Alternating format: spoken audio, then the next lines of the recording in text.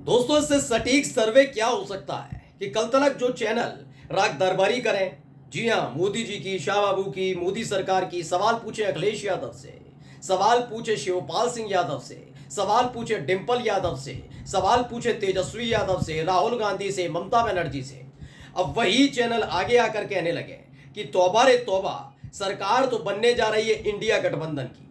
जब यही काम वो तमाम राग दरबारी चैनल करने लग जाएं तो समझ लीजिएगा कि एनडीए यानी कि मोदी सरकार का बोरिया बिस्तरा सिमटने जा रहा है। जी हाँ, आज मैं आपको दिखाने जा रहा हूं कि गोदी चैनल की तरफ से एक सर्वे किया गया। वैसे तो अमूमन इससे पहले भी सर्वे किए गए हैं, लेकिन जैसे ही वो सर्वे रिपोर्ट बीजेपी के खिलाफ नजर आई, तब तक उनको कूड़े के ढेर में फेंक दिया गया। अगर डिजिटल प्लेटफॉर्म पर किया गया तो उसे डिलीट कर दिया गया। लेकिन देखिए, डंके की चोट पर आगे आकर एक चैनल ने मोदी सरकार के खिलाफ मोर्चा खोल दिया है। उसने न केवल साफ साफ सर्वे किया, बल्कि जब सर्वे की रिपोर्ट सामने आई तो उसको सबके सामने प्रस्तुत भी किया और बताया कि यही असली सच्चाई है, जिसने बीजेपी को औंधे मुंह लाकर खड़ा कर दिया है। नमस्कार, मैं हूं प्राज्वल गौतम और आप देख रहे हैं न्यूज सर्किल। सबसे बड़ा डेंट कहीं अगर लगने जा रहा है भारतीय जनता पार्टी को, तो वो है उत्तर प्रदेश। आप कहेंगे उत्तर प्रदेश कैसे? मैं माफी चाहूंगा, बिहार, महाराष्ट्र और उत्तर प्रदेश, ये तीन राज्यों में। महाराष्ट्र में भी वो आधी से ज्यादा, मतलब बहुत कम होती जा रही है, हाफ होने जा रही है। बिहार में भी हालत बहुत खराब है, लेकिन उत्तर प्रदेश में इसीलिए भी और बहुत ज्यादा जरूरी हो गया है क्योंकि उत्तर प्रदेश के अंदर जिस तरह से 2 बार के टर्म में प्रचंड बहुमत हासिल किया बीजेपी ने, वो आधी से कम होने जा रही है। अनुमान लगाया जा रहा है 30 सीटें या 40 सीटें भी आ जाए। बहुत बड़ी बात बोल रहा हूं ये मैं, क्योंकि मैं बहुत बड़ा विश्लेषक नहीं हूं, लेकिन तस्वीरें दिखाऊंगा। 30-40 सीटें भी अगर बीजेपी नहीं एनडीए की आ जाए तो बहुत बड़ी बात होगी। ये सही सही बात जो अखिलेश यादव ने पहले चरण से लेकर छठे चरण और 7वें चरण में कह रहे हैं, वो सच साबित हो रही है। बिना देर किए आपको मैं वो सर्वे दिखाने जा रहा हूं जो गोदी मीडिया ने किया। इस चैनल को आप पहचानते ही हैं, रिपब्लिक भारत है।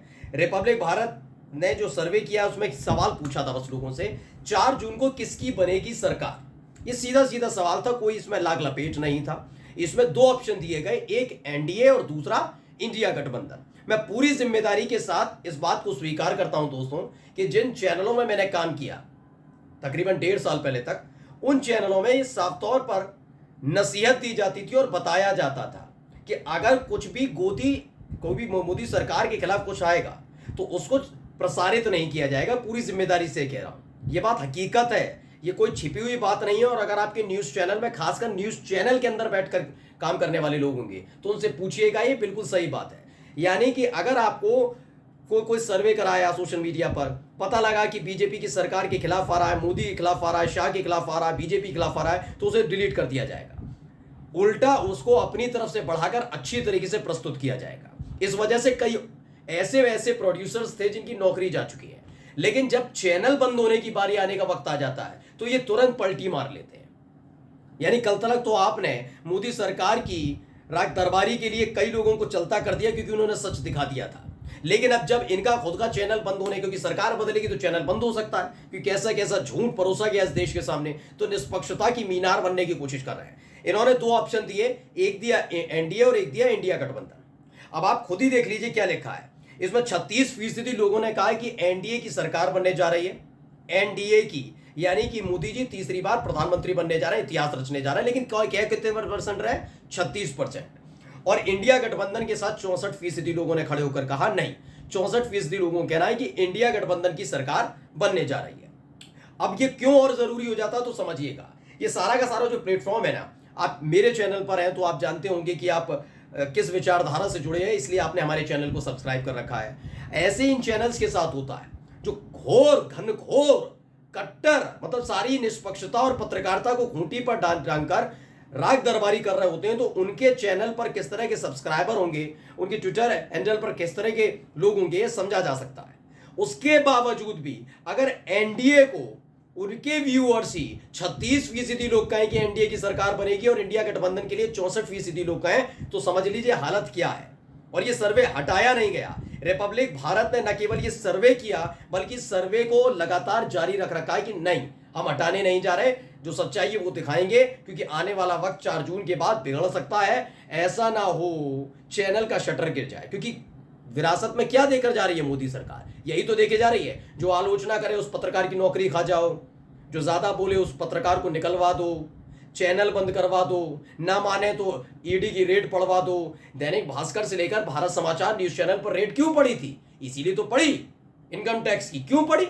क्योंकि उन्होंने सवाल पूछ लिए थे। नहीं तो ज्यादा से ज्यादा क्या कह दूं उन पत्रकारों से कि चीन से फंड लेते हैं। अब जब आप विरासत में ये देकर जाएंगे और गोदी पत्रकारों को छोड़कर जाएंगे तो भाई जवाब तो मांगना पड़ेगा। जब नई सवाल सरकार आएगी कि एक पत्रकारिता को खूंटी पर टांग कर झूठ क्यों परोसा गया था, इसलिए अब ये लोग डरे हुए हैं।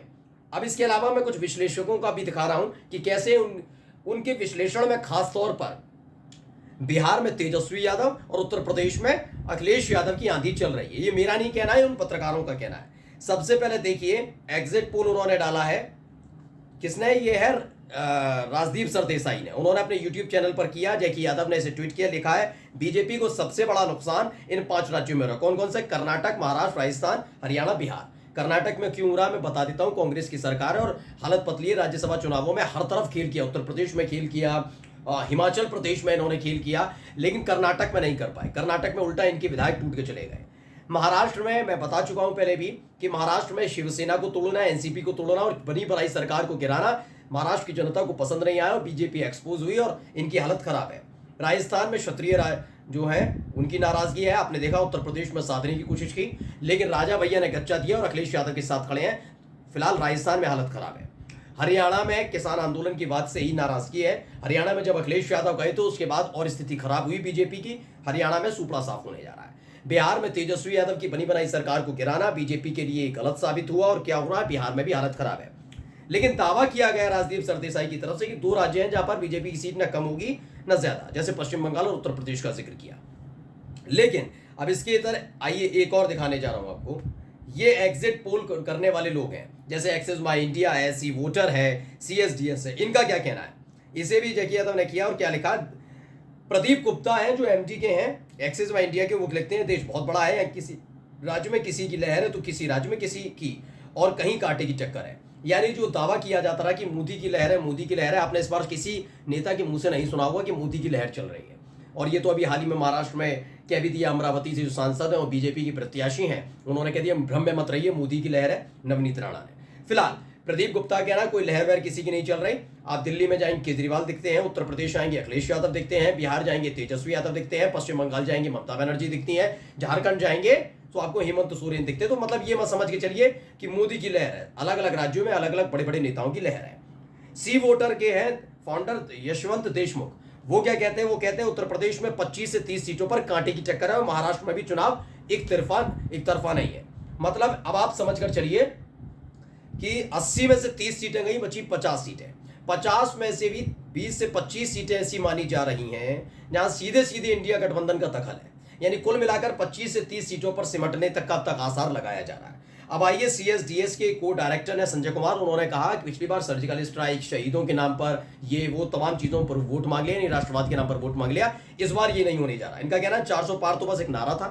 2019 में राष्ट्रीय लहर थी, राष्ट्रीय मुद्दा था, मगर अब 2024 में ऐसा तो कुछ भी दिखाई नहीं दे रहा। और सबसे बुरी हालत उत्तर प्रदेश के अंदर नजर आ रही है।